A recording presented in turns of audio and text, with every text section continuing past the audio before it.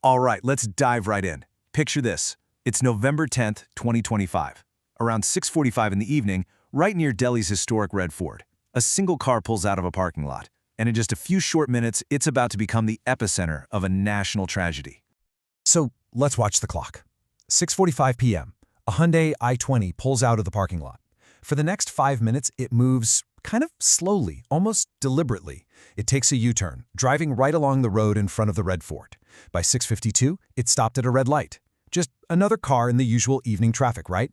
And then, just seconds later, an absolutely devastating explosion just rips through the entire area. In the aftermath of that chaos, getting clarity is absolutely crucial. So in this explainer, we're going to break down exactly what happened. We'll talk about the blast itself, then the tragic human cost, how the investigation got started, the huge breakthrough in Faridabad, the prime suspect they're looking for, and finally, the urgent questions that we're all still left with. You know, those first few moments right after the explosion, they were just pure, absolute chaos. Eyewitnesses said they heard a sound so loud they'd never heard anything like it in their entire lives. The sheer force of this thing was just immense. It wasn't just a fire. This blast was powerful enough to completely engulf 9 different vehicles, plunge the entire street into darkness, and shatter glass far, far away from where it happened. Debris was thrown nearly the length of 2 football fields, and people heard the blast over 2 kilometers away. That just shows you the terrifying scale of what we're talking about. But, beyond all the twisted metal and shattered glass, is the real tragedy here, the absolutely heartbreaking human cost. 13 people, just going about their evening, had their lives cut short in a single instant. And on top of that, more than 20 others were injured. And every single number represents a person, a story. This is Lokesh Agarwal. He was just in the city to visit a family member at the hospital. He was just in the wrong place at the absolute wrong time. This was Ashok Gujar, a bus conductor. He'd just finished his shift for the day and was simply on his way home. Just a regular guy trying to get back to his family. And this is Jaman Mohammed, an e-rickshaw driver, and the only person supporting his entire family. His death isn't just one loss. For the people who depended on him, it's a complete catastrophe. So, as the city was still reeling from the shock, the focus immediately shifted. How did this happen? And maybe more importantly, who was responsible? The official investigation kicked off almost immediately.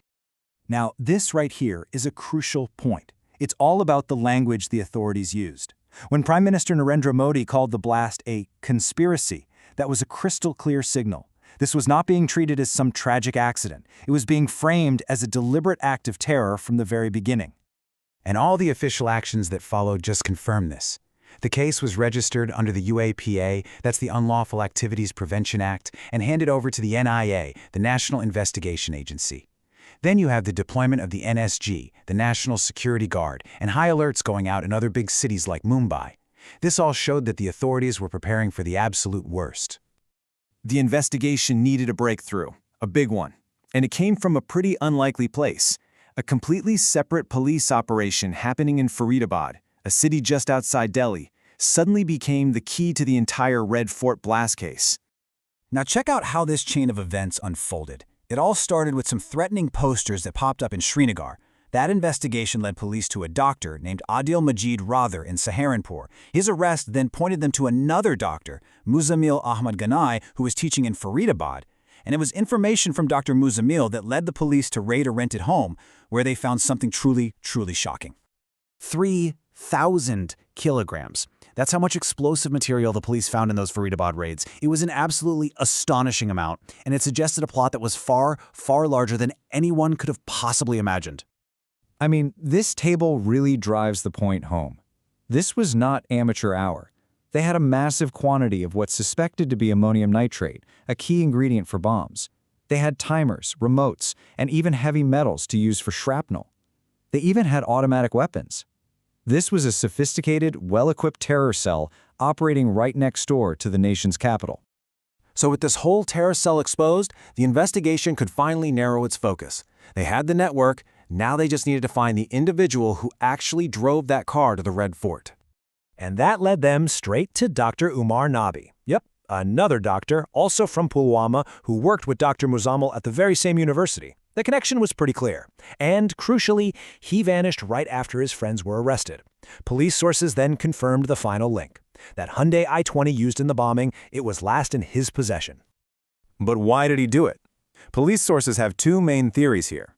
The first is that he just panicked. With his friends arrested and the police closing in, he hastily carried out the attack.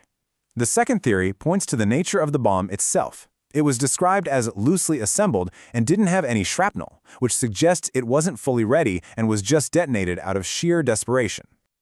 Okay, so the investigation has a suspect and a potential motive, but an incident like this leaves us all with much bigger questions. So, what should we really take away from all this? This really gets to the heart of the matter. When you're faced with an act that's specifically designed to create fear and division, probably the most powerful response we have is to just remain patient and rational. And what that means is resisting that immediate urge to jump to conclusions. We should really be wary of sensationalist media coverage, avoid getting into it with social media trolls who just want to spread hatred, and maybe most importantly, question our own biases before we accept any narrative without real proof. We've pieced together the who, the what, and the potential why of the Red Fort blast. But all of it, every single piece of it, points back to one enormous unanswered question. How? How did 3,000 kilograms of bomb-making material get smuggled into a city that's right on the doorstep of New Delhi? That is a massive failure of intelligence and security, and it's the question that should be on everyone's mind as we move forward.